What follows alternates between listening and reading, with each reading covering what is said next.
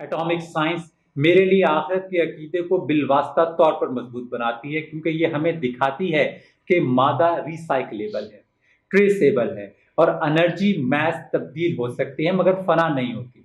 इसी तरह हमारी वजूदी हालत भी मिट्टी में तब्दील हो सकती है मगर अल्लाह के हुक्म से दोबारा जिंदा की जा सकती है।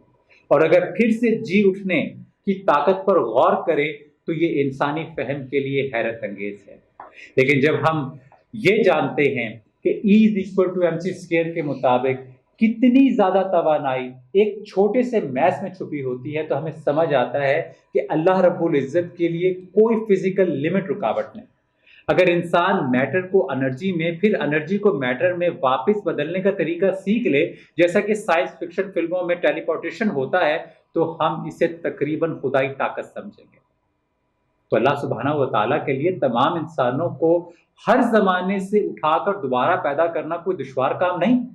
कुरान अक्सर फितरत की मिसालों से हयात नौ को समझाता है, जैसा कि मुर्दा जमीन बारिश से जिंदा हो जाती है और पानी जमीन के एटम्स को जिंदा पौधों में तब्दील कर देता है। ये सब हमारी अकल को आखिरत की हकीकत समझाने के लिए है। आज साइंस ऐसी मजीद मिसालें देती है।